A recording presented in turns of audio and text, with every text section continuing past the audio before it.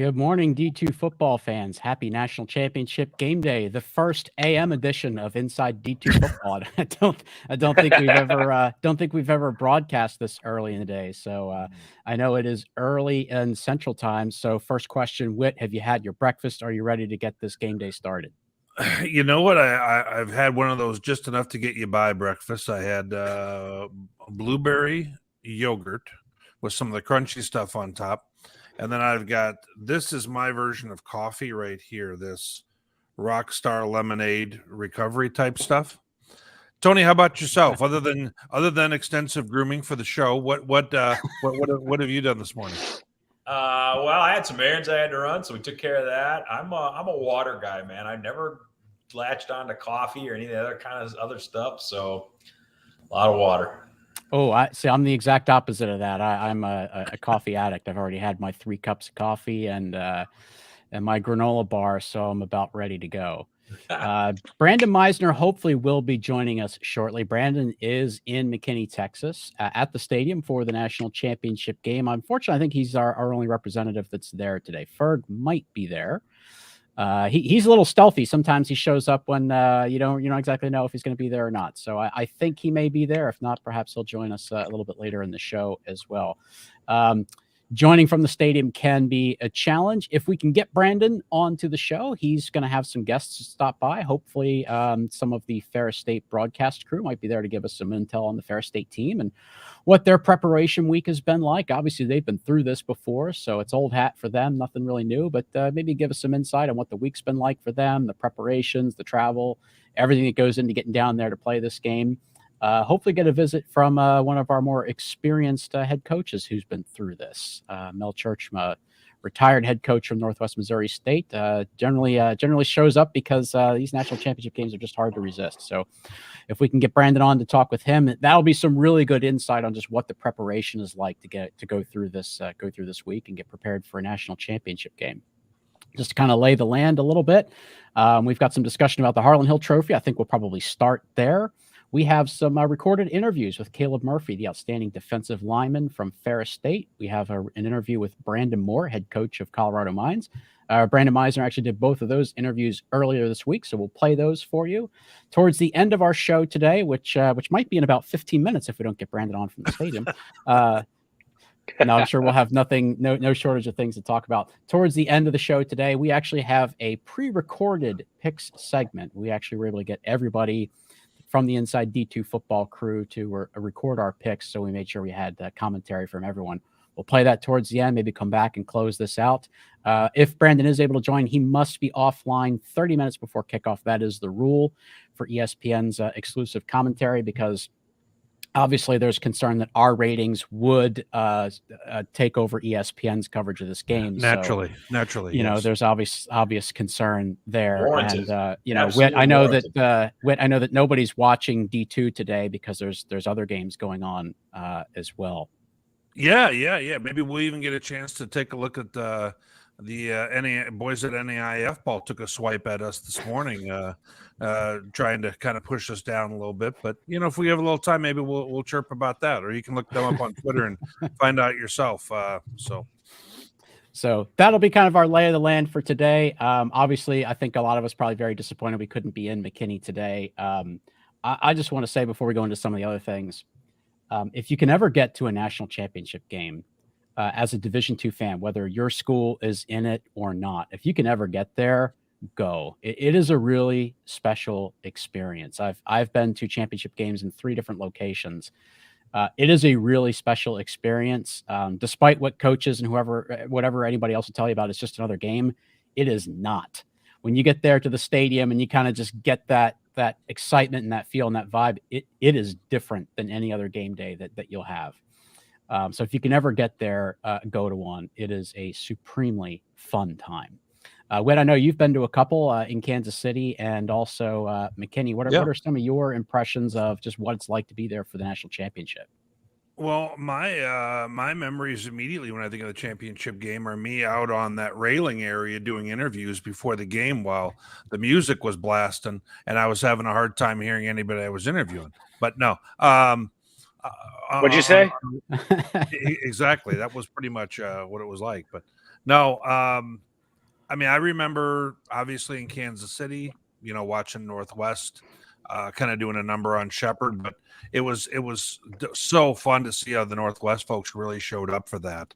I mean, they filled that house. I mean, that was, and that place held like what, 16, 20,000 or something. 15, So 16,000, I think. yeah. So Sold out. and then down in Texas, I mean, I remember obviously I can very well remember watching West Florida warm up before they played Mankato, and Mankato looked more physically the part, and then I remember walking down a little further and seeing Austin Reed humming the ball, and I thought this game might be interesting. And speaking of Austin Reed, Chuck, we had mentioned that he had gone dipped his toe in the portal, kind of like Tyson Bagent did last year, and he's now apparently coming back to West Kentucky, and you know what, they have a bowl game coming up. I'm assuming he's playing it, but not to get sidetracked by that. But there's bowl games on. I mean, heck, Cincinnati and Louisville's on right now. But if you're here watching us, then you don't care about those meaningless bowl games. You care about the quality content we're providing. Right.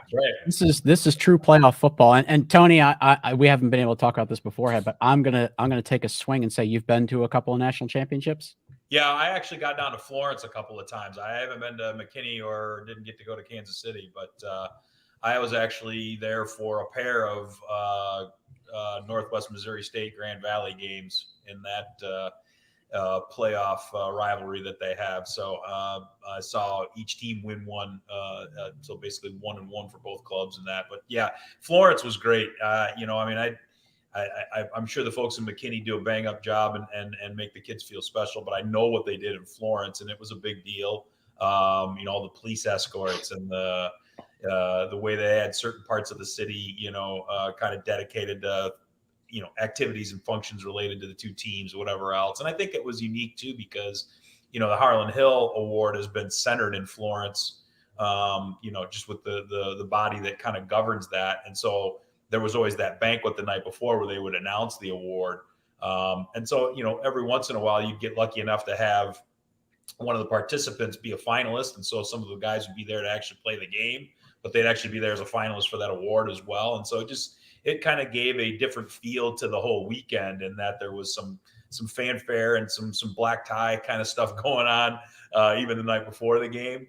Florence was a blast, and the way that city rallied around having that marquee event in Division II as a part of what they did in the city was great. And so, understood North Alabama making the move to Division I, but there was a small part of me that had a broken heart over that, because I knew they wouldn't continue to host. And that was one of the neat elements of college football tradition, that to be a part of it a couple of different times was really cool. And to see your alma mater being that was kind of fun too. So Florence was great. I really enjoyed my times going to games there.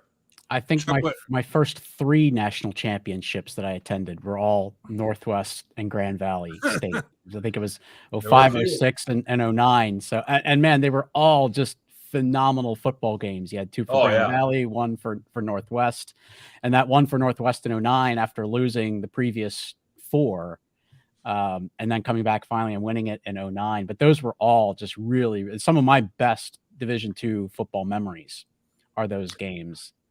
Chuck, what's funny is Tony just mentioned handing out the Player of the Year award essentially at that same weekend, same location. I think there's some real value to that. And I mean, back in the days when I used to go to some of the NAIA championships, whether it was in Savannah, Tennessee, or in Rome, Georgia, both good hosts, by the way, they would do that award that night for the NAIA Player of the Year. And I really thought that was kind of a nice idea to bring that all together.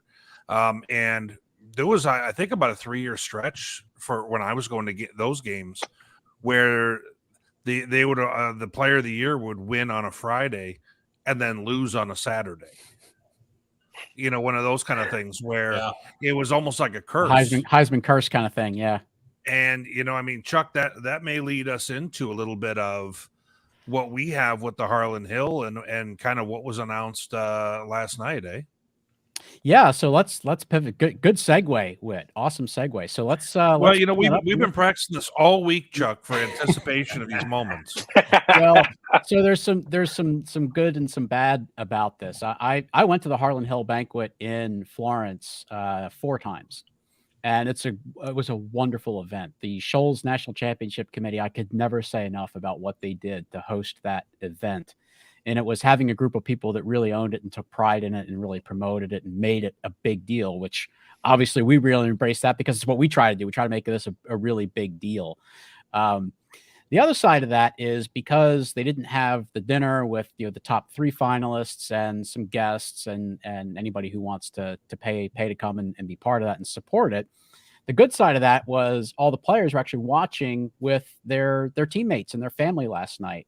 And I don't have the video queued up, but if you got to see it, Mines has a really nice video of the whole team in their hotel conference room last night watching the announcement, and to see the whole room erupt when John Matocha was announced as the Harlan Hill winner.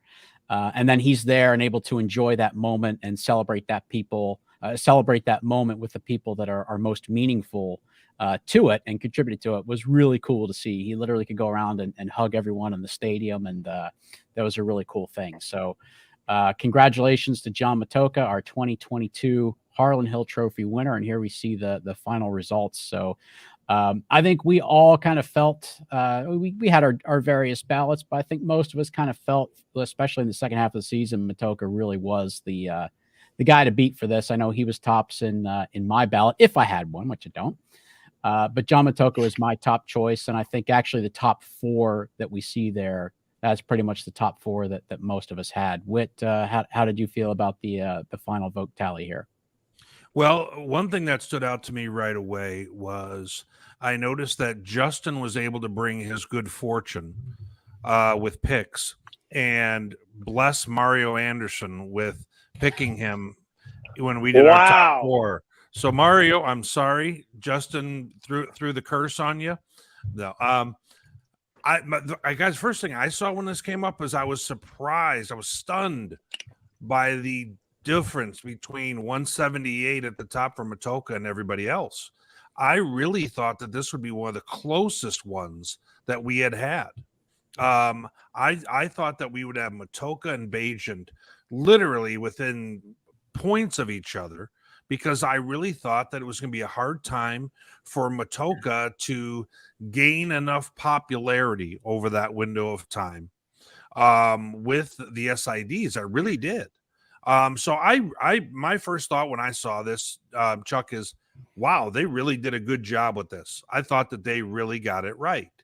And I don't mean just the top 4. I mean, I think the guy who was next on my page for who would have been butting into that top 4 was TJ Cole. And I mean, because he had a comparable year to Jada Byers, didn't carry the ball nearly as much, but had stats that were similar. And, so when I saw this and I realized, like, TJ Davis, he was second last year. He didn't have that much different a year. I really think that this speaks to some of those top candidates and how much harder it was to win the award this year, because it wasn't just Tyson Bajent and then guys who had a really good year. This was some guys who had an outstanding year, all up at the top there. And I really thought that was kind of what drove him down from his second place finish a year ago. Justin, what are some of your thoughts when you see the list here?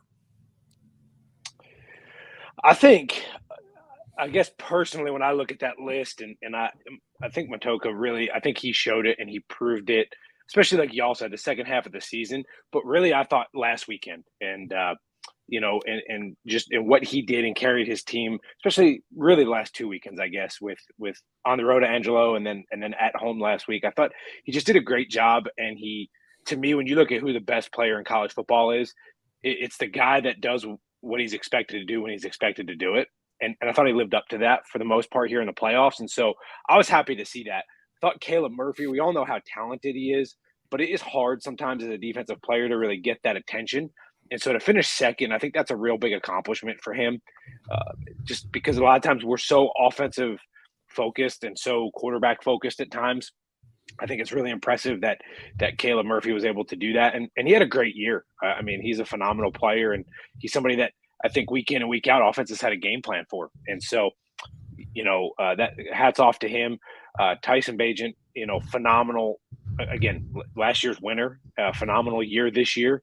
I guess I know the voting ended before last weekend's game, but when you look at last weekend's game, I just didn't think he had a great game, and so he didn't have that game that he needed to have in the biggest game of the year. So, but again, a phenomenal season for Tyson Bagent, and then Jada Byers. I mean, I know where he was in my pick'em, but again, he led the country in rushing, so you can't discredit that. He's a phenomenal running back with that program, and it's hard to, and I want to give Jada Byers some credit because it's hard to lead the country in rushing like he did when everybody knows you're going to run the football. Right? Like that was, we talked about it. That was what they were going to do. And he's going to do it. He's going to get the football, and he did it. And he was able to do it week in and week out, and he led the country. So the top four there are phenomenal. Really deserve to be there, I think. And you could have made a case for each and every one of those guys to win the Harlan Hill this year. Yeah, I really think, all right, go ahead. Look at this whole list. I mean, these guys are all Americans. Obviously, I don't think there's any question about that. And when we do our Elite 100 team, all 9 of these guys are going to be on that list.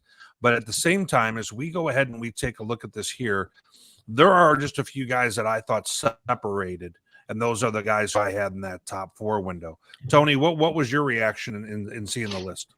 No, I was actually surprised and pleased for Caleb Murphy to see him actually get up to second for the same thing that you guys have talked about. It's so hard for a defensive player, particularly an interior line guy, to be able to work themselves back to that level. I mean, even if you think about it, the last defensive player, at least in my mind, that sticks out for a national award like this was Charles Woodson, winning it for Michigan back, 20 some odd years ago. And even if you think about him, he even actually got to play on offense. So you even saw some both sides of the ball and the type of impact that he had on games. So I was happy for Caleb. And I think, Whit, your observation is an interesting one in that you almost wonder if in a certain year, Caleb might have been able to separate himself and be able to win it. But gosh, when you just look at, you got a winner from last year in that top 3, you got the leading rusher in Byers, you got a guy in Cole who wasn't far behind him. And then of course, you talk about what Matoka meant to that Mines team, week in and week out. It's just, this was a year where just the running for this award was just loaded. So you almost wonder if it were a different year, if Murphy might not have been able to find his way on the top of the list. I really agree. And it was great. It was great to see a defensive player in the running, and Caleb Murphy. We kind of said last week, if somebody was actually going to break through and win this award again as a defensive player, that Caleb Murphy might just be the guy to do it. I'm glad to see that he finished in second place. So maybe we can possibly learn a little bit more about Caleb Murphy and what Ferris State has in store for the national championship game today.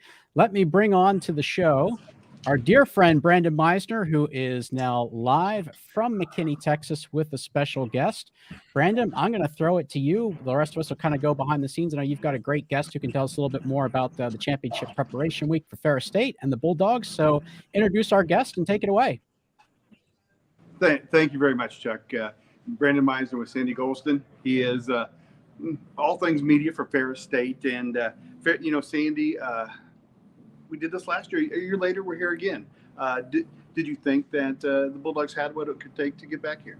Yeah, I really did. I mean, I thought, Brandon, coming into the season, we knew we were going to be young in some key spots. And so we knew that we were going to have to really focus on kind of player development and growth over the course of the season. And so when you think of what we lost on our 2 deep on our offensive line, which was so dominant last year, and we had a lot of new guys that were, infused into that lineup. And so those guys have just gotten better and better and better and better over the course of the season. And so as they continued to get better, I think our offensive efficiency continued to get better as well. And so I think that's been one of the big keys that's really helped us to get back to this point. Well, last year you had an incredible line, but you also played a lot of players. I mean, do you think that's part of the maturation process this year?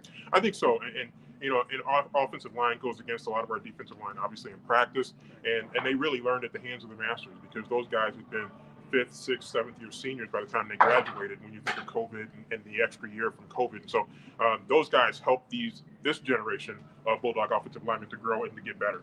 Well, playing a great conference, the GLIAC. Your only loss of the season was to Grand Valley, you guys' rival. What did your team learn from that game that's allowed them to be, unblemished since then? Yeah, I think one of the things that we learned is that we kind of brought a little bit of back of what we did in 2021, and that's really the quarterback run. And I think if you remember the second half of that game, we kind of really got back to that. Malik Mitchell, a little bit healthier, he was able to really run that ball more effectively, I thought, in the second half of the season, and then in the second half of that Grand Valley game. And then I think we got a feel for them because we think that Ferris and Grand Valley are arguably two of the top three, if not the top two. No disrespect to the Colorado School of Mines, but we feel like the GLIAC is very strong at the top of the conference, and so that battle tested us and made us even sharper for what we faced down the road. Last week, well, tell you what, let's go ahead and talk about the GLIAC, and then let's talk about Super Region 3 because it was a beast getting through that. It's brutal. I mean, Super Region 3 is brutal, and because when you think of the leagues that are in that league, and some of the perennial teams that have always been in the playoffs didn't make it. It's not a guarantee just because you're a really good team because of the competition you're going to face during the regular season. So, Super Region 3 is very tough and it's a grind. Grand Valley's got to see us twice sometimes, and we got to see them twice sometimes. That's really tough. And you got Northwest, Pittsburgh State as a team, a program that's on the rise and getting better and better. And so, there are a lot of good teams in that region. Even you talk about the GAC as well. Just some really good teams. Well, last week, moved out of Super Region 3 because you won that region, and then playing the Super Region 2, which is pretty good reason, and certainly it has one of the greatest conferences in the Gulf South Conference. No question. Played West Florida. Yep. In that game, dominated, I thought 3 of the 4 quarters, but in the first half, West Florida, we looked up and, oh my goodness, it's 17-17 at the half. Second half, I feel like Ferris played maybe its best half of football that it has this year. Yeah, I think we maybe thought halftime was there a little bit sooner than what it actually was. Again, no disrespect to the Argonauts, very good program, and I think we had to recalibrate a little bit at halftime and then get ourselves back on track. And I think in the third quarter, I think what you saw is we got back to the way we were playing last year, really dominating the line of scrimmage against a pretty solid defensive front and starting to really run that ball effectively. We threw very few passes in that game. I don't remember the exact number of passes we threw, but it was not very many. And we really liked that we were able to control the line of scrimmage. Well, I'll tell you how many passes you threw. It was 10. All right. 8 of them, or 9 of them were thrown by Malik Mitchell. He completed 8. So, even before you said that, it's interesting because my thought was, is 10 a number that that Ferris wants to throw in a game to be successful, or can they be more or fewer? What is your thought on that? Because he was efficient. I'm going to go into coach cliche talk. You take what the defense gives you. The defense was kind of giving us maybe a little bit more of the run. We're down our top 3 wide receivers. I don't know how many people remember that, but we're down our top 3 wide receivers, and we have been for much of the season. And so we've had to readjust some things that we do, and the growth of our offensive line over the course of the season has allowed us to get back to that power running game, which is what we really want to do. And you guys saw that last year. We really want to control the line of scrimmage, run the ball, be physical, and we want to stop the run, and that's the old NFC North. Right. I joked with Tony earlier this year that it's big boy football. That's played in the GLIAC and in the North. Caleb Murphy got second in the Harlan Hill Trophy voting last year. As impressive a defensive performance as we've seen in a segment that, how has he taken that step and become so good this year?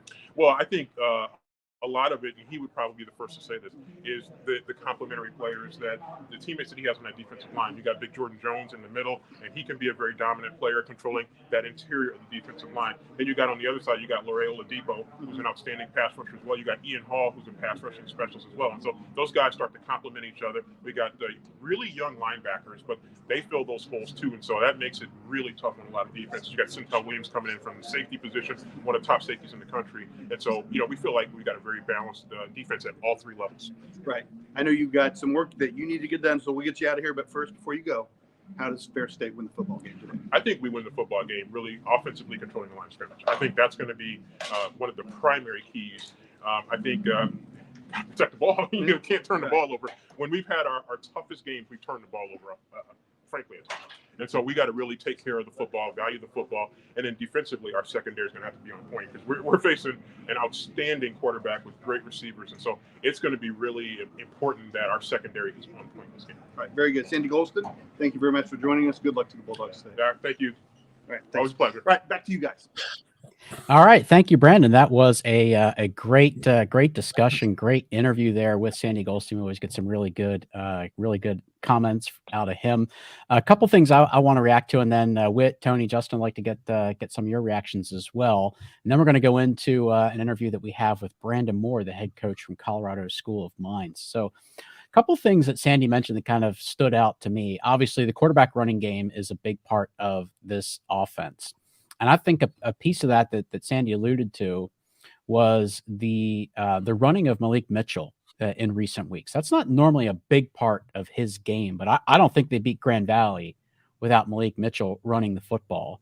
And I think running the ball is going to be obviously the game plan for them today, in part because of that Mines pass rush that they have and just how disruptive they can be. I think running the ball is going to be a big deal. And I think you can't just have Carson Gulker in there to run the ball. They're probably going to have to run with Malik quite a bit as well. I would agree with that, Chuck. I mean, I think that's part of why when you've seen make no mistake, Malik Mitchell is the starter, and that was what their intention all year. But, I mean, if you look at the two games against Grand Valley, which were probably their two toughest tests this year, in the first game, they only ran for 81 yards, and Malik really wasn't able to be particularly effective in that game. And I don't even know that they necessarily tried to use him in the run game as much as they might have liked to. In the playoff game, they didn't do as much design run for him as maybe I had anticipated. Malik was able to get a couple of chunk plays on some pass plays where he just scrambled, or maybe it was, hey, he makes a first read and then he goes. And the Lakers didn't necessarily have a spy set up to be able to try and take away that middle alley that the route tree had created, and Malik was able to exploit that. So I think that's going to be the interesting thing to watch in this game is if Malik's healthy enough where they want to do more design run, where in that Mines defense do they feel like they've got their spot to exploit to try and get him loose and get him going on things. Because again, he's been more effective, but it still hasn't been as much through design run, maybe a little bit more last week against West Florida, but again, I still think we saw them do more of a traditional Ferris run game last week, exemplified again by Marcus Taylor having such a big game. So how much of that run game is going to really end up relying on Malik is going to be an interesting thing to watch. Yeah, I agree. And I know I said we were going to go to Coach Brandon Moore. We'll do that in just a second. Hopefully, Coach Moore will understand. We're going to bump him back just a couple minutes because Brandon has another really special guest with him in McKinney, Texas. We're going to bring Brandon back on in just a few seconds. Brandon has with him Coach Mel Churchma, former head coach at Northwest Missouri State. We could talk all we want about what it's like during game week, how to prepare for this, all the things that the teams go through, getting your guys ready. We could talk all we want about that, but let's talk to somebody who really knows what that's like. So let's bring back Brandon. Brandon, you've got a very special guest there with you in McKinney, Texas. So I'm going to pull the rest of us down and let you talk with Coach Mel Churchma. Very good. So thank you, Chuck. So again, as Chuck said, I'm here with Hall of Fame Coach Mel Churchma. And before I talk about the championship game, you've been here. When's the last time you missed the championship game? No, I don't know. I have to think about that. I've been to most of them, I think. I think I missed one in Kansas City when we didn't play. Okay. I believe that might be the only one I missed. Very good. So yeah. What is your function down here? Well, really, my function is pretty simple. I do what we call Coaches Connection for NCAA Division II football, which means I have one coach from each conference that plays football, 15 coaches. We have a conference call, a video conference call once a month. Our goal is to make Division II football better, however we can. And so, we work on legislative things. We work on just things that we see that we think can help football. And a good example. What I think 3 or 4 years ago when Division I came out with the 4-game redshirt rule, our coaches right away, the Division II coaches said, we got to have that. Right. Well, in Division II, it doesn't happen right away, but it's going to be voted on in January at the convention. It's a 3-game redshirt rule. And we got to support one of the groups that supported was the President's Council. So I feel pretty good about it. And we've got a couple other things on the docket. We'll just see how they go. But it's just, for me, it's great to just interact with the coaches and a lot of young coaches and a lot of energy, and keeps me involved. Right, very good. Well, this was a championship game played in Texas, but you've been to several championship games yourself. 7, correct, as the head coach? 7 as head coach, right. Yeah, so, yep. Right, so you were 98, 99, a little gap, and then 2005 to 2009. What did you learn in that gap between the two? Well, first of all, I learned it's pretty hard to get there. It's, 99 wasn't easy to get there. I mean, I think we were behind in the fourth quarter of every one of our playoff games and came back and won. But, 2000, honestly, Brandon, you know this, I thought maybe that might have been the best team we ever had, and we got beaten first round by North Dakota State. So it's just, you can't take it for granted. I'll tell you that. It's a tremendous accomplishment.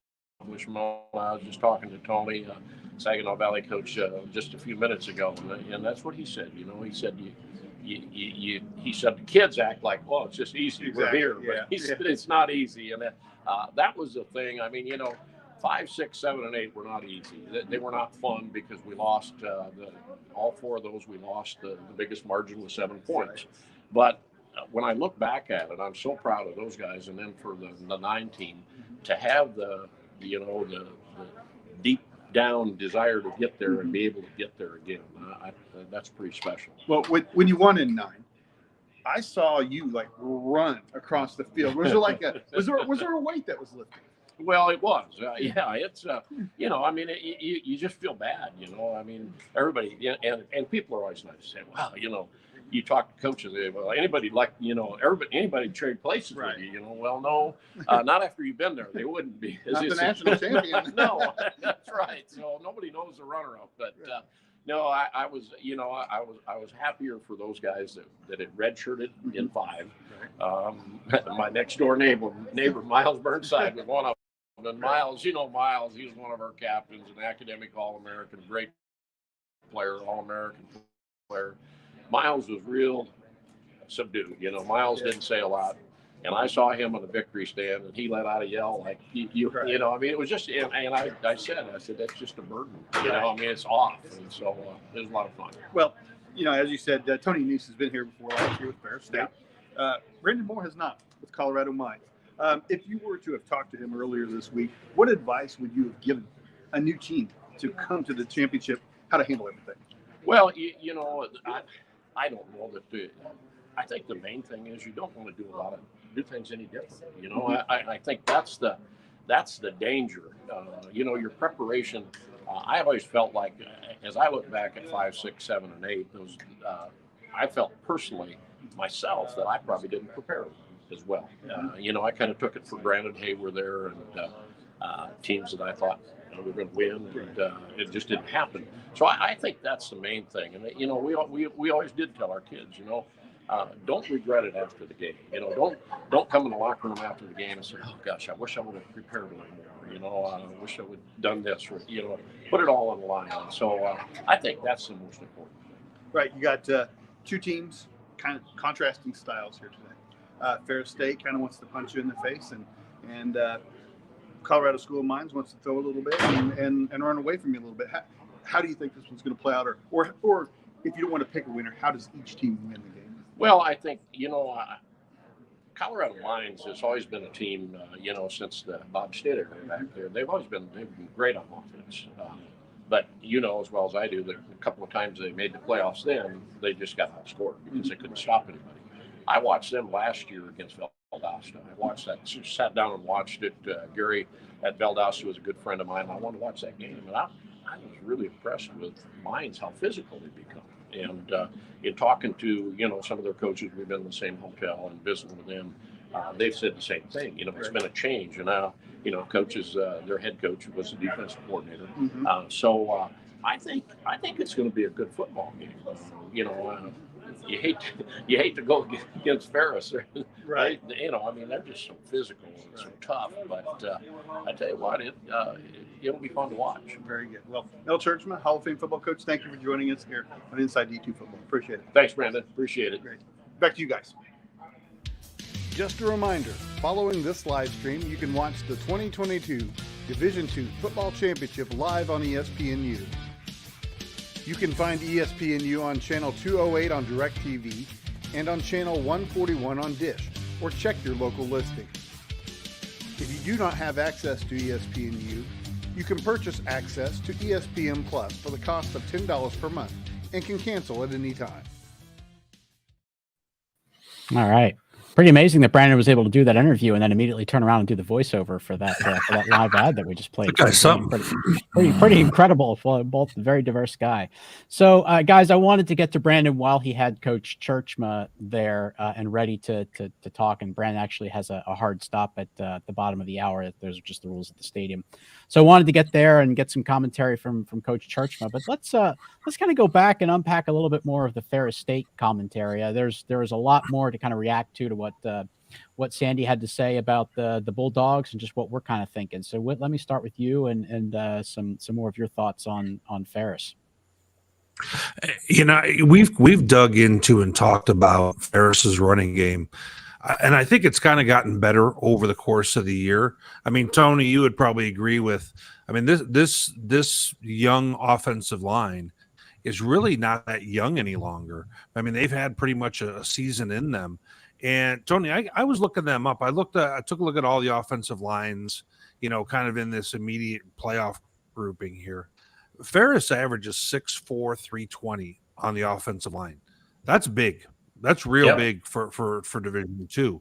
By comparison, Mines is 6'3", 289. That's a pretty big difference there in terms of beef. But I think the challenge I'm really looking at here, and I think the first thing for kind of things to watch for in this football game, for me, is going to be the Mines three-man front that they play. And they're 3-4. They oftentimes will bring two backers and almost have like a five-man front. And I think we're going to see plenty of that today, where they'll bring at least one backer or two backers up and have, you know, either a four-man front basically or almost a five. But their interior three are 255, 305, and 235. 255 and 235, that's a pretty difficult test when you're facing 320. And it'd be different if it's just, you know, moving in space, but we're talking about that scrum inside zone essentially that Ferris runs, where, I mean, Justin, I mean, you give me your thoughts if you would, but when they're doing that direct snap, you know, to Gulker, the quarterback, who already knows how to get ahead of steam with his athleticism and big body itself. I mean, he's almost like a fast tight end back there. He gets ahead of steam, and they're basically, he's just finding a hole, isn't he? I mean, isn't he just looking to see, hey, where's my spot here? And those guys are pushing the line of scrimmage down the field. Yeah, so with their zone, with their inside zone look right there, like you said, they're doubling and they're working to that next level to the linebackers, and all he's got to do is just find that crease, and he gets that head of steam, and it's a full head of steam. He's hard to take down, and if the linebackers, like we talked about last Sunday, if they fit wrong, you're asking a safety to have to come down in the box and tackle a quarterback with a full head of steam. Add in, if you leave the tailback in the backfield sometimes like they do, and they let him lead in there, now he's got a lead blocker. It almost becomes like an ISO where you have that lead blocker that's going to fit on either a loose linebacker or that safety coming down in the box. Essentially, they're able to add another person in the box and they can outnumber you. So it's a neat run scheme that Ferris puts out there, but it's really, really hard to stop because, not only can they run the football, he could stop and throw the football and you're out of position. So it's a really challenging offense to stop for opposing teams. And Mine's going to have their hands full today. Yeah. And I mean, it's almost like you almost have to have the dudes too. I mean, it's not like you can just go turn to your sideline and go, yeah, I'm going to need 310, 315. Come on out here right now. Well, it doesn't work that way. And that's a great point too, Whit, because when you talk about the size that they have up front, Ferris State, it's big. And if you don't have those guys to match up, you have to try to beat them with speed. And that's where the zone blocking comes into play, because you get them out of position. Yeah, they're trying to beat you with speed, but you're out of position, and it creates that seam. And it's really hard. You know, the one thing you can't do is you can beat people. Maybe you're a little quicker, maybe you're a little faster, better technically. But if you're undersized, there's not a lot you can do to make up that size difference, right? No. You can't add weight, you can't grow, so it becomes challenging. And when you have the big guys up front like Ferris does, and the other thing it does when you're smaller is it's hard to see around those guys. Like, don't misunderstand. Like they're big, and if they get their hands on you and they lock on, you can't get around them. It's not like you could just slip them and get by. When they get you, a lot of times you're looking, and by the time your head's there, the quarterback, the tailback, whoever the ball carrier is through the hole already, because they're so big, they're so massive, and you're sitting there. You know, I saw them play earlier this year, and the offensive line walks by, and I'm 6'1", I'm a big guy, and I'm looking up at people, and so it's you know, they're big, and you put all that together, it's tough to stop. Yeah, it's a big challenge for anybody. But Brandon has another special guest. We heard a little bit from the Ferris State side about what preparations have been like, getting down there to the game, going through this whole experience. So let's go back to Brandon. Bring Brandon on the screen. Brandon, I see you've got a special guest there with us. So go ahead and take it away and introduce our guest. Thank you very much, Chuck. I appreciate it. I am with Colorado School of Mines Athletic Director David Hansberg. David, thank you for joining us. Appreciate it. Yeah, thanks for having me. So this is the first time to the national championship. What's the experience been like so far? It's been amazing. The city of McKinney's really embraced us, and the kids have had a wonderful time. We did have to take a few finals, you know, so we were in the middle of finals, and a couple of our kids had some difficulty getting them all done before they got on the plane. Right. But, you know, they're pretty focused on the game, and they're having a really good time. They seem to. Yeah, I was trying to get John Matoka for an interview, and your sports information director, Tim Flynn, said, well, we're kind of trying to protect the players this week. And I sent him back, because I'm a fairly sarcastic person. I sent him back an email. Would you guys quit trying to pretend that your classes are, rigorous and stuff like that? Right. And his response was, well, if I can't pronounce it, it's probably hard. Exactly. if you don't even understand the title of the class, then it's going to be hard. Exactly. But, this is the first time for the team. It's also the first time for fans. So it's a new experience for them. Right. One piece of help that you got from the Denver Broncos was a nice grant. Tell me about that, how it came about, and give me the details of that. I think it's a nice story. Yeah, it's a great story. Damani Leach reached out to me. He's the president of the Broncos. They're under new ownership, and it was on Tuesday, and he really wanted to help us out. The organization wanted to help us out. And so we started talking through planes, trains, automobiles, and all that stuff. And in the end, it was, because it's such a quick turnaround for us, we just agreed maybe a straight donation to offset our costs would be great, So he said, well, what do you think number would be good? And I said 100,000. He said, I'll talk to ownership and get right back to you. Got back to me a few hours later and said, get me the wiring instructions tomorrow. You'll have the money. And we had the money like that. Should ask for two. But it's very generous. And absolutely. Really nice of them to partner with us and help us out. So you've been the athletic director since 2013. Correct. So you've been through three coaches. The first one is a name familiar to many in Division II. It's Bob Stitt, yes. Who had two Harlan Hill winners himself, or maybe one. One. Nonetheless, Chad he always had good quarterbacks. He always had good offenses, and he's one of the characters in the history of Division II, at least from when I have been started covering Division II. So I would like to know your most hilarious or best Stiddy story. Oh, good Stiddy story. Yeah. So I'm a former college coach myself, so okay. I do know something about the game. And I remember my first year, Coach Stitt, something weird happened in the game on the defensive side of the ball, and there was a penalty, and I didn't understand why it happened, because I was up in the stands. And so on Monday when I came in the office, I asked Coach Stitt, I said, Stiddy, remember that play on defense when we got the penalty and this and that happened? And I went, what happened with that? Did you watch the film? And he looked at me and said, why would I watch the film of the defense? I was like, because you're the head coach. I don't know. He's like, exactly. I don't watch the film of the defense. I just worry about the offense. And that was Stiddy, Absolutely. That was his style. So you, after you had Bob Stitt, went to Greg Brandon, who abruptly, or maybe not surprised you, but he surprised me when he retired. Yeah. Okay. Hired Brandon Moore. What was the determining factor? Why was Brandon Moore the right guy? Well, I had two great coordinators, right? So I had Brandon Moore and Pete Sturdick, who I thought could both be the next head coach of mine for sure. And given our situation, we made it to the semifinals and we competed very well, and we had a great nucleus of kids coming back there. I did not want to go to the outside, right? And so I brought both those guys in my office. I shut the door. I said, and I told the team this. I said, "You guys are my candidates, so don't screw it up. Make it hard on me. You know, make me have to choose between two great coaches. Now, you know, we're going to go through the interview process and do all that, and that's our goal." And they did that. They were both exceptional. I knew I couldn't really lose. And I think, you know, look, the only difference is be more, you know, Brandon's got just these intangible charisma. The kids, offensively and defensively, love that guy. Not that they don't love Pete, you know, but you know, it really just came down to that.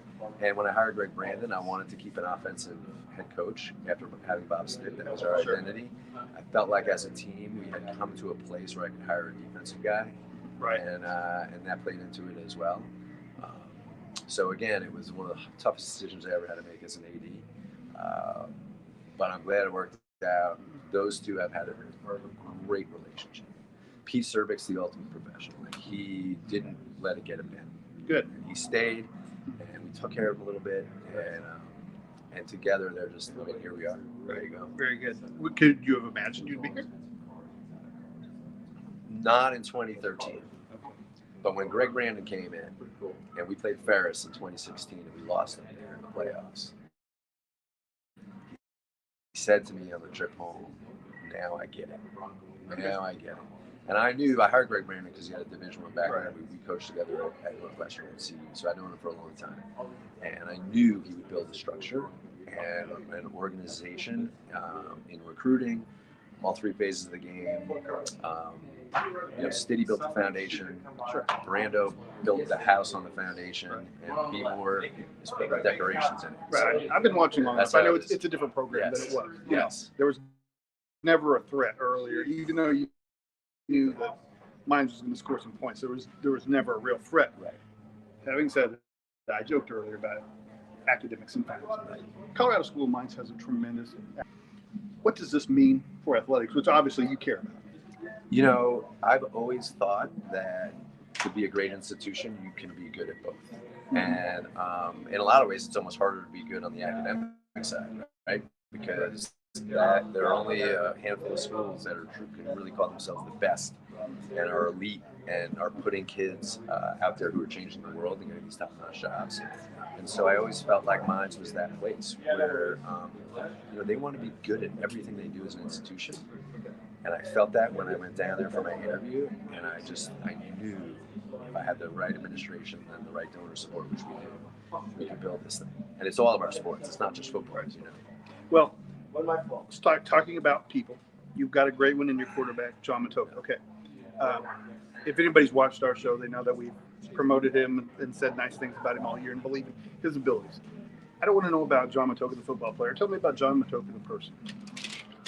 You want him to marry your daughter. How about that? Okay. He's just a first-class guy, genuinely loves his teammates. He's a great friend. He's a champion. He's a competitor. I'll throw a name at you. Reminds me of Jeremy Blue. Okay. Just, you know, the wide receiver at CU. We played a little in the NFL. He was a professional mogul skier in the Olympics. John Matoka. The guy who'd be getting paid today. Yes. Instead of being in trouble. I was with him when we were fighting those battles then. But I will tell you, that's the mindset. It's a champion's mindset. And they're. You said your former coach, right? So tell me, what does Colorado School of Mines have to do to win today? You know, I think we, you know, Ferris doesn't, you know what they do, and especially on offense. I think for us, we have to have success defensively, you know, first down, make them have second long, third and long, and see if we can force them to throw the ball, because we know they want to run it. And if we can do that on that side of the ball, we'll have some success. And then I think offensively, we just need to be who we are. You know, we're a pretty good offensive team, and we might not look like the traditionally good team, but it's tough to cover all 4 or 5 of our wideouts without opening up something for our Michael Zeman. So we're just tough to defend. So. Very good. Very good. Well, David, thank you very much for joining us. Good luck. Thank you for having me. Appreciate it. David Hansberg, the athletic director, Colorado School of Mines. Back to you guys. All right. Thank you, Brandon. We're going to take a very short break, promo for the game, and then we come back, an interview with Colorado Mines head coach, Brandon Moore. Just a reminder, following this live stream, you can watch the 2022 Division II Football Championship live on ESPNU. You can find ESPNU on Channel 208 on DirecTV and on Channel 141 on Dish, or check your local listing. If you do not have access to ESPNU, you can purchase access to ESPN Plus for the cost of $10 per month and can cancel at any time.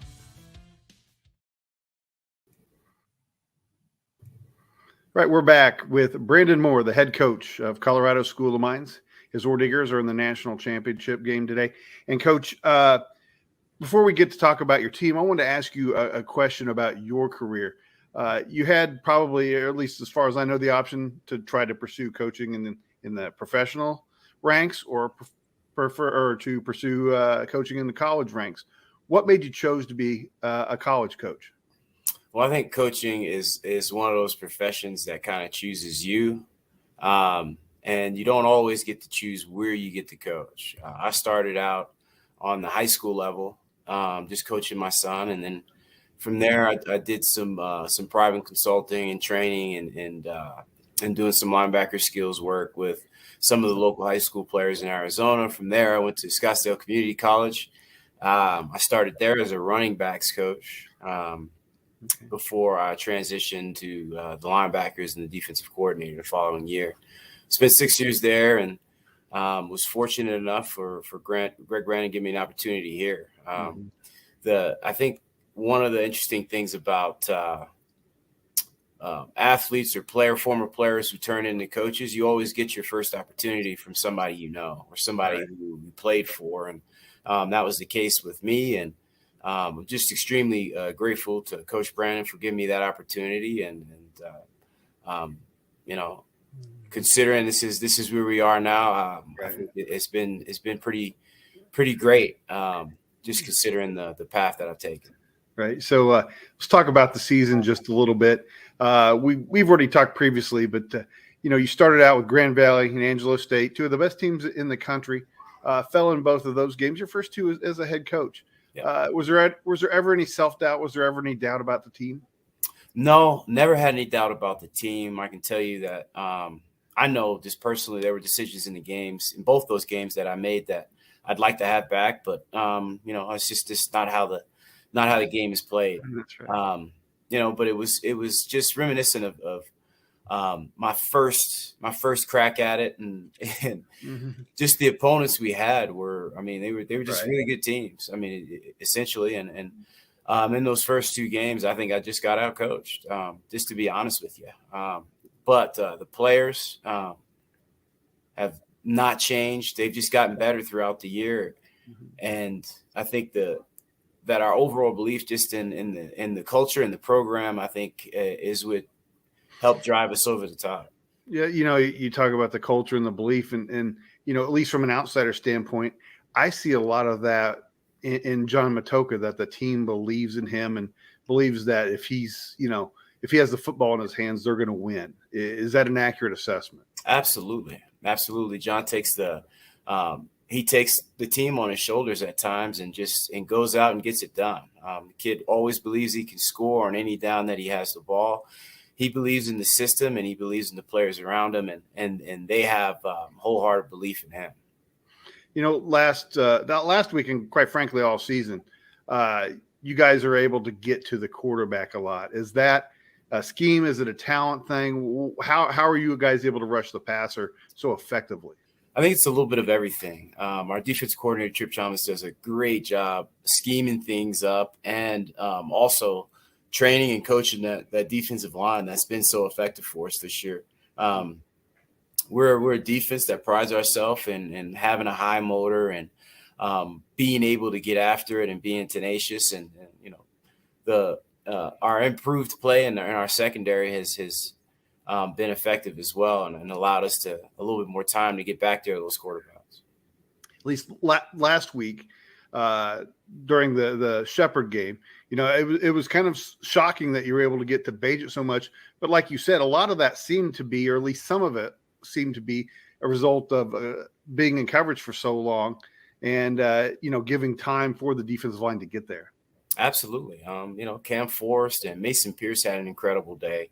We were able to pick Tyler off a couple times, which was really great, which was just just really collective defensive play. I mean, we got pressure on him early. We got an opportunity to put a clock in his head, maybe pull his eyes down into the formation a little bit more. But we were also sticky in coverage when we chose to do that as well. I think it was just an overall good defensive plan and good defensive execution. Last year, you're part of the staff. You guys had a great run, surprised a lot of people, including myself.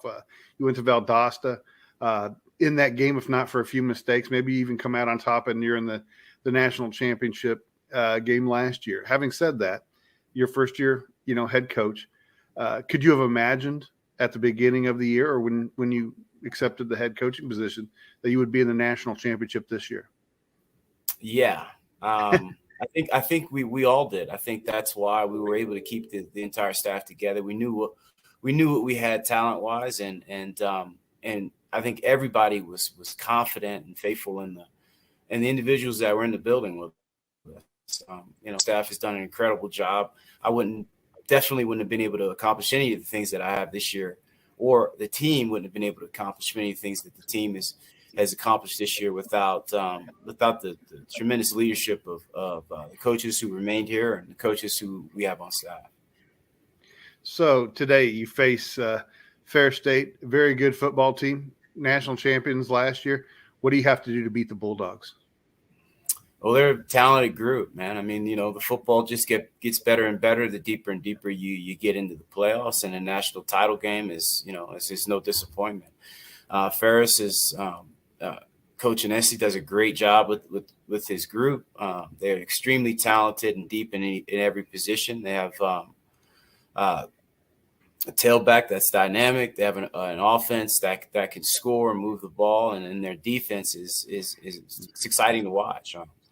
They've got the Upshaw winner. They've got a Harlan Hill contender. They've got a number of tremendous athletes in the scheme to back it up. So we're just going to have to play our brand of football, stay focused on what we do, be disciplined, and be accountable to the plays we make. All right, that's Brandon Moore, head coach, Colorado School of Mines. Thanks for joining us. Good luck. Thank you. All right, really good interview there from Brandon to Brandon. Whit, I know you have probably seen Mines more than anybody else on the panel here. They're in your region, so of course you've been kind of keeping track of them all season long. Give us some of your overall impressions, and was there anything that the coach said that kind of stands out to you? Well, Coach did mention Marcus Taylor, the halfback for Ferris. I think he's a guy that they are using more and more in the biggest contests they have. When you've seen whether it's Grand Valley, whether it's the semifinals, it seems like they want to really go ahead and they know the value of how athletic he is and the plays he can make. So I wasn't surprised to hear Coach say that, because I think he's, watching number one out of the backfield is a guy to definitely watch today when they aren't just going kind of big boy power every time up the middle. And let's be honest, if Ferris can run the ball up the middle and have success running the football, they may not throw too many passes today. I mean, that may be how that goes. But on the other side, though, I really think that, having watched Mines quite a bit this year, Chuck, Mines can do so many things offensively. I mean, they can pound the rock. They can hit you deep downfield with shots when you try and come on up and play them that way. They also like to hit the bubble screens, and they use the bubble screen probably more than any other playoff team. I think that's the chess match I'm looking forward to here, in about a half hour, Chuck, is I'm looking forward to see Ferris likes to bring their corners up and play some tight man. And I think Ferris is going to say, you know what, we're going to do this. You're not all that little bubble stuff. Nuh-uh. You're not going to live on the bubble with us. And I think they're going to bring that 4-man front. And I think they're going to bring some pressures. And I think they're going to try and really push things on Matoka and that offensive line. And that's where I think Matoka is going to have to be able to throw some fades up there for his wideouts like Josh Johnston to go up and make plays. And if the Ferris D-backs can handle them, mine's going to be in trouble. They really will, because Ferris stops the run very well. And I think that's, we all realize Mines is an underdog by about a touchdown in this football game. Ferris has been playing better as the season gets late here. You could make a case that if Mines has trouble with those things we're talking about, this game could very easily get away from them. Tony, what are some of your thoughts about that? No, you're dead on. And I was actually trying to think about, as I went through the week, what else that Ferris may have faced that kind of looks like what Mines tries to do offensively. And in the GLIAC, there's not a lot of that, just because running the ball as your core offensive requirement is such an important part of being able to be successful in the GLIAC. Right. The only team I can think of that does a lot of the short type of stuff that Mines does is Michigan Tech. But Michigan Tech just does not have the ability in general to move the ball down the field in that same fashion that Mines can. And so I think that is going to be, we talk about how important the upfront play is. I think what you stumbled on is a real good insight, is that Ferris is secondary. It doesn't get talked about a lot, but those dudes can play. Right. And so what they're going to be asked to do in this game might be a little bit different than what they have had to do throughout the course of this season. So how well they do that is going to be really interesting to watch, just because, again, it's either going to edify that those guys are just ballers, or maybe this is going to be a bit of a challenge, and Mines has a couple things up their sleeve. Agreed. Yeah. One of the things that I took away from that interview, and I think it was really impactful, was listening to Coach talk about, hey, look, I got out-coached in those first two games. As a young first-time head coach, and it's sometimes hard to sit there and reflect on, what's going wrong, especially when you lose two games. But I don't know that they are where they are today if he doesn't have that reflection and he doesn't say, hey, I got out-coached and I've got to be better for my team. Right. And that elevates not just the coaches, but then the team as well. So I think that was really impactful for a young head coach, just to identify and admit to everybody, hey, look, we may have gotten out coached and that's on me, and we're going to be better. And so I think that is impactful when you can do that. It really shows your growth, and it really lets your team know that I'm here for you. It's not just you doing some self-reflection, it's me too. And so again, I'm not sure they are today. They're here today if that's not his thought process. Yeah, I agree. And I think in terms of, how Ferris prepares for this game, I actually think one of the teams that might be, I don't want to say the most similar, but maybe the closest to what Mines does might actually be Lenoir-Rhyne. Now, Lenoir-Rhyne's offense this year is not quite as deep as it has been in the past, and that talent level is not to the same level it is that Mines has. But Justin, you saw that game. You were at that game. It was really kind of a fresh look for you at Ferris State, really kind of seeing them up close for the first time. They were very problematic in the Lenoir-Rhyne backfield that day. What were some of the things that really kind of stood out to you? Well, I think it's that defensive front and how they disrupt really what you want to do offensively. I think that and their size. I really think the mismatch in size was a difference maker that day because it wears on you. And I'm not talking about the first quarter, the second quarter. I'm talking about late in the third quarter and the fourth quarter when they're just leaning on you and they're weighing on you. It wears you down. And so we talked about the size earlier. That was a big takeaway from that Lenoir-Rhyne game was, look, there's a huge size difference, and you have to be able to fight that for four quarters. And that's going to be hard. And you saw that, especially late in that game against Lenoir-Rhyne, where they were able to disrupt a lot of what the offense wanted to do. They weren't able to get into a rhythm. And so you kind of then have to start to force things offensively. And that's what, if you're Mines, you cannot do. Now, I think you have Matoka and his ability to run the football, and we've seen that a little bit. So that may be a little bit of a neutralizer there where they can't necessarily pin their ears back and come. They've got to stay back in some sort of coverage or spy just to keep a hat on Matoka, because if he gets loose, he's going to bust off a big run and keep that drive going. So I think it changes a little bit because of that with Matoka. But when you're big and you're physical and you can disrupt what you want to do, especially in the run game, like you were talking about, Chuck, being in the backfield, now you have to throw the football, and you're still back there on the pass rush. You got to rush your throws. You got to rush your reads. it becomes disastrous. You've got to have something to get that defense off rhythm, to slow them down a little bit, whether that's the screens and things like that, just to slow them down and get them back off your heels. Well, the driving force of that Ferris State defense that we've talked about that can be so disruptive is Caleb Murphy, the outstanding defensive lineman for the Ferris State Bulldogs. Brandon Meisner was able to catch up with Caleb a little bit earlier this week to get some of his thoughts on the season in general and the game coming up. So let's hear from Caleb Murphy.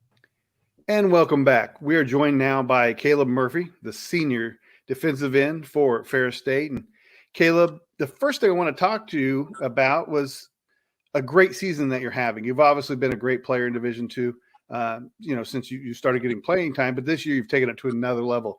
25.5 sacks this year. What was the difference? What did you do differently that has caused you to raise the level like you have this year?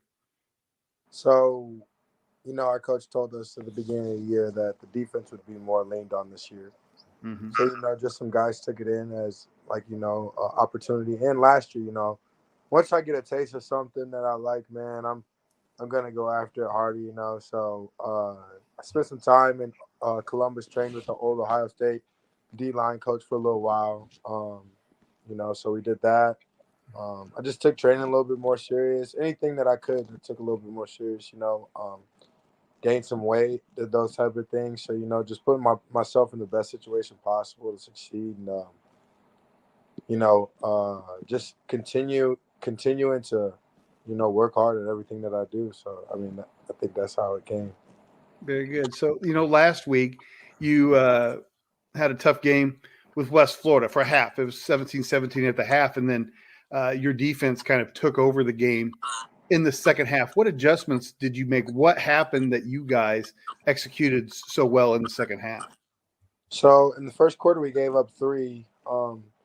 And I think we gave that 3 up because of a personal flag. We're typically pretty good at getting off the field.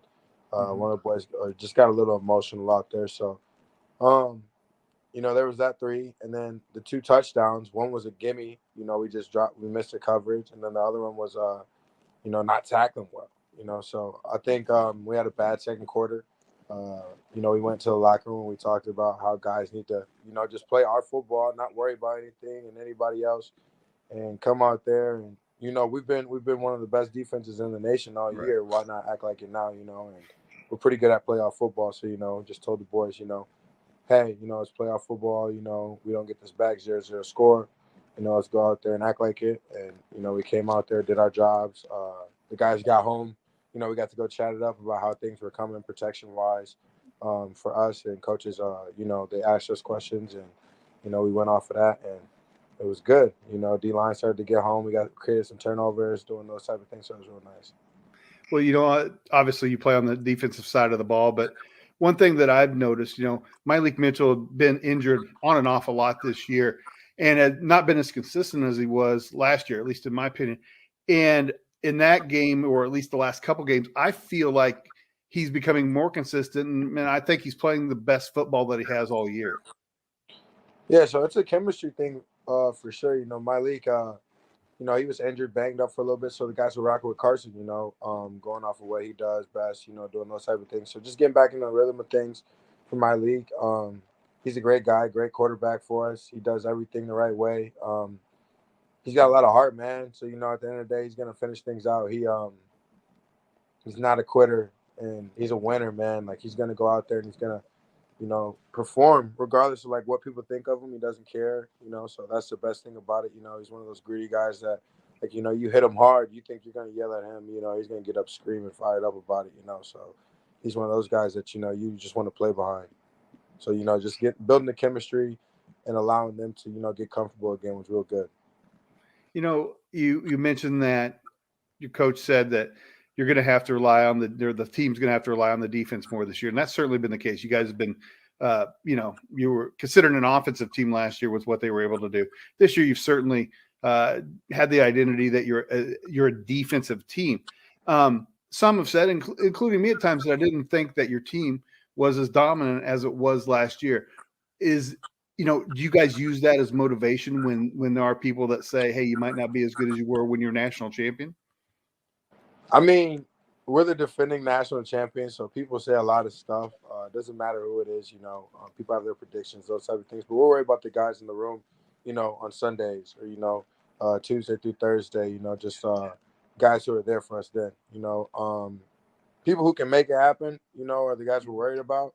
And as long as we're all on the same page, and our goals are the same, we're all okay. So I would say it somewhat fuels us, but at the same time, we know what we want at the end of the day. We've always known how good we can be, the standard that it takes to do it. And, like I said like last week, we're the standard, I feel like, that's what we got to come out as and act as. So, that's all it is.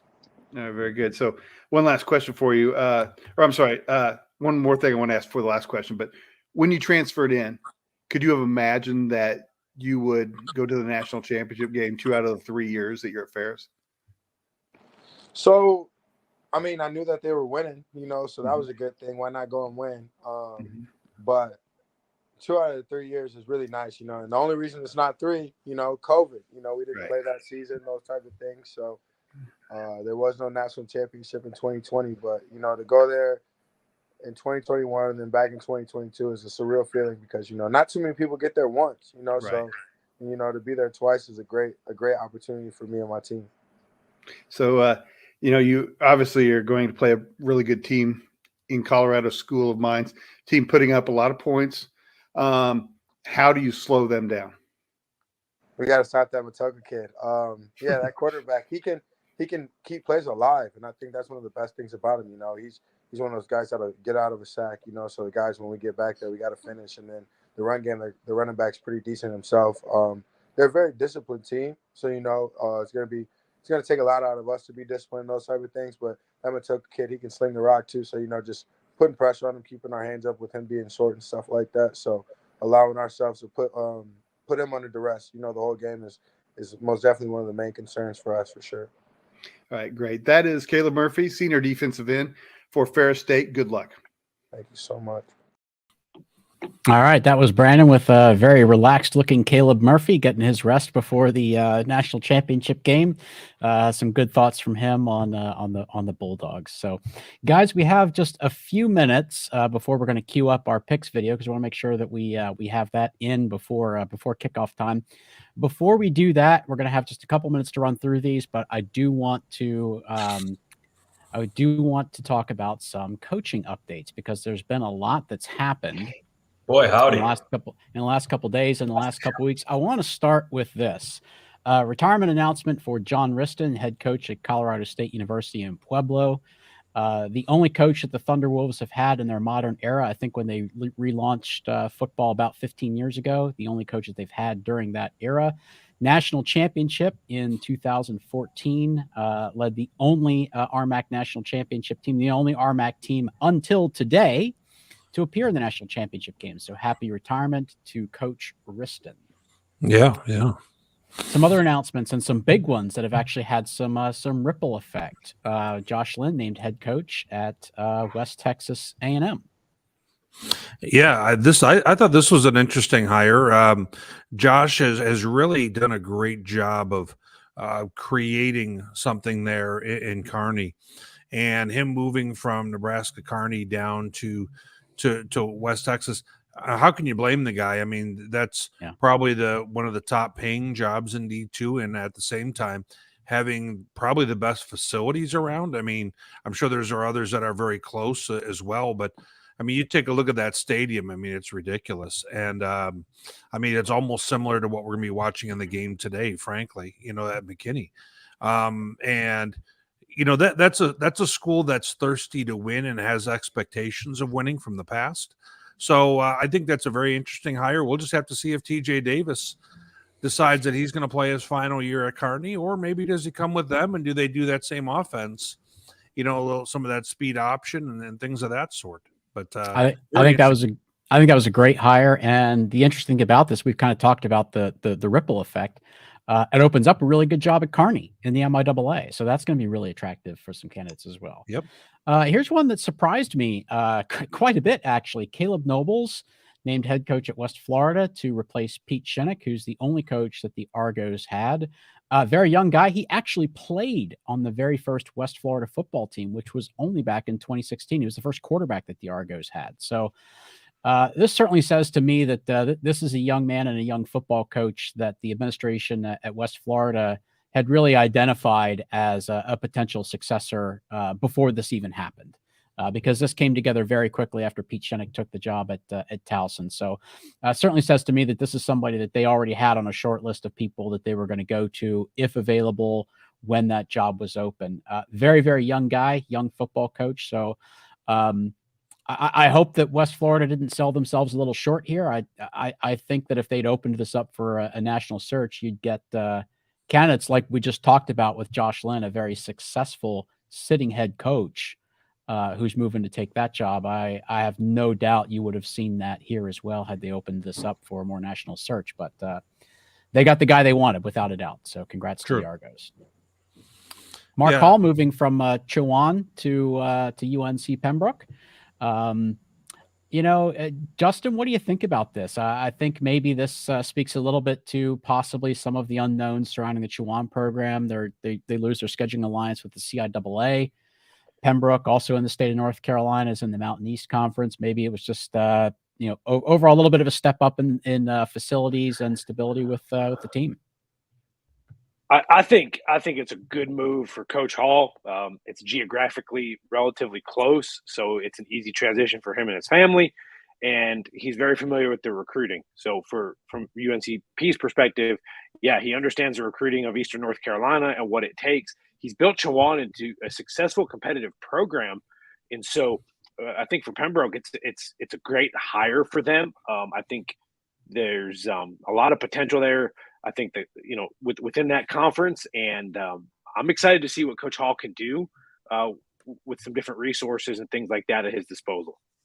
Yeah, and I love this hire. Tyler Haynes, who's the offensive coordinator currently at Shepherd, taking the job at Catawba. Also has a history as a head coach. He was actually the last head coach at Urbana before that entire campus got shuttered and all the programs were closed. Also, somebody has kind of a unique career arc. He's been a defensive coordinator and an offensive coordinator, and Catawba really needs a spark. That program is. I think it's one of the programs that really elevates a conference. I think the SAC is better when Catawba is good, when they're relevant. They really need something to kind of reinvigorate that program. I think he's the guy to do it. I love this hire for them. Very happy that he took that job. So real quick snapshot at some of the vacancies. We've talked about some of these in the past. A couple snapshots there of some of the jobs that have been filled recently. And also, again, just to kind of bring this point home, there's a handful that are still open. And some of these are really good jobs. Ashland and Pueblo, those are playoff teams. Yep. Northwood is still open. Northern Michigan is open. I know they both have interims. Albany State is still open. I saw something just this week, Chuck, hate to cut you off. Northwood actually got filled. I think the coach from Albion, Division III school in Michigan, is taking. Has that been confirmed? I saw that. I saw that was the rumor. I hadn't seen that Northwood confirmed that. I did see that was the rumor. Yes, D3 and Albion, so not too far down the road from them. Yep. And then, of course, Kearney is open. Wayne State is still open, and Chowan recently opened. So you've got some really good jobs that are still open. Well, guys, we are down to just a couple minutes left before kickoff. We actually have a picks video from last week that we recorded, so we're going to go ahead and run that. We'll come back for a real short wrap-up, and then it's going to be kickoff time. So let's hear from the crew and see who we're favoring for today's national championship game. All right, guys, it all comes down to this. After several weeks of playoffs and a 11-week regular season and all the games that we picked, all the games that we looked at throughout the entire season, it now comes down to one final game and one final pick for all of us. Colorado School of Mines and Ferris State for the Division II National Championship. Time to make our picks. First up, we're going to go Devin Albertson. Give us your pick and give us your final score. Yeah, so before I get my pick, just everybody knows the Massey is 6.5-point favorite for Ferris State. 61.5 is the over-under. 34-27 is kind of the score there with Massey there for Ferris State. I'm going to go with the upset, though. Give me the Nerds. Give me Colorado School of Mines, 34-33. Nerds rule, I believe. I didn't believe in them a little bit last year. They made the semifinals. Was a little bit cold on them for sometimes this year, but I am on the bandwagon now. Give me Colorado School of Mines. All right. Well, we're starting off with one pick for the Ore Diggers. Next, we're going to go to Justin Palizzi. Give us your pick and your final score. So, I'll be honest. When you watch Colorado School of Mines play this week, they were playing fast, they were playing loose, they were playing aggressive, they were getting after it. And I think when you play like that, you have a chance every week to win. You look at Ferris State when they went into it, man, they were dominant this weekend. They really handled West Florida, which I don't know that we saw going into it, but I guess to me what it goes back to is you play loose, you play fast, and you have a chance to win. I'm going to take Colorado School of Mines, very similar to you, Devin, 35-34. Well, all right. Two for the Ore Diggers already. Let's see if we keep that going. Chris Ferguson, give us your pick and your final score. Well, it's interesting. Mines is a very, very experienced team. They have a lot of graduate students who came back who believed in the vision that Mines has, and it's led them to this moment. But, it's the 10th anniversary of another scenario that was very similar to this, a seasoned school that has been to the playoffs before and a first timer coming into the playoffs. And the national championship is just a game that, it's just really hard to take in what it actually is. And for me, I, as much as I love Mines and I'm a big fan of what they do, it's hard to go against the defending champs, and it's hard to go against a program that has been on the stage before. So I'm going to go with a very nostalgic score. And the 2012 championship game that was Valdosta State and Winston State was 35-7, and that's the score I'm going to go with as well. And with Ferris State winning. Ooh, big spread. Okay. All right. Well, we've got a pick there for Ferris State. Let's go next to Brandon Meisner. Give us your pick and your final score. Well, I certainly am going to pick Ferris to win. I thought Grand Valley would win it this year, and obviously they played Grand Valley tough twice, and I think they've established that that they're one of the best teams in the country, and I think they're the best team left. Having said that, I will not be as crazy as Ferg and only think that Colorado School of Mines is only going to score 7 points in the game. It was funny that I didn't realize Massey had it as 34-27. Is that what you said, Devin? Because my pick for the score is what I wrote down was 32-27. I know that's a weird combo, but that's where I come out. So a 5-point win for Ferris State. All right, 5 points. That sounds more reasonable. All right, Matt Witwicky, you are up next for your pick. Give us your national champion and your final score. I look at this, and I think we all kind of look at Ferris could be potentially an overwhelming favorite in this. It's almost like, I feel like in MMA terms, like almost like we got Brock Lesnar going against like George St. Pierre. It's like you look at Ferris coming off the bus and you're like, wow, they got a lot of dudes, and they look like they're going to really potentially overwhelm Mines. But Mines does so many of those little things correct. Their offense has got so many facets to it. And, I kind of take a look at, maybe Mines can't stop Ferris up front, and this ends up being one of those kind of games where they put up 300 on the ground, and that's that, and they enforce their will. I'm going to take Mines hitting a few deep shots down the field. You heard me right. I think they're going to get loose for a few scores, and I got Mines winning 31-28. So I have Mines covering, winning, and I got the under. All right. Well, I could pull the cheat here and ask Tony to go before myself, but I'll put in my pick and let Tony go last. Totally fine. Your call, boss. He's got so much familiarity with Ferris, but I'll put in my pick. I think there's a lot of good points have been made already, and I think Chris does bring up a really good point that it really just is an advantage for a program who's been through this before. The national championship is not just another game. I mean, it just isn't. There's a lot that goes into it. The whole experience, the whole week is very different for these teams. I think Ferris, having just been through that before a couple of times, is definitely an advantage. Doesn't mean they're going to win, but it is a little bit advantage. It takes some of the unfamiliarity, some of the variables out of it. So I do think that's very much to their advantage. That said, I do think Mines can make some trouble for Ferris. Some of the things that Mines does really, really well, is very counter to what West Florida does really well. And I think it's a very different kind of matchup for Ferris State playing Mines than it is playing West Florida. And I think that Mines can move the ball a little bit. I think that they can put up some points. But I do think this is going to be a Ferris State win. I'm going to go with a slightly lower score. I think this is going to be close. And I'm going to go with a 28-24 final for Ferris State. And Tony, you get to go last. Well, so I think, everybody's opinions and thoughts are pretty well aligned. And that's one of the things that makes the show fun for all of us, right? Is that we all, pay so much attention to Division II. We know what everybody's tendencies are and how things look. And so for me, a lot of what everyone has said is true here. But for my own self, I look at it this way. I've seen both of these teams play live multiple times.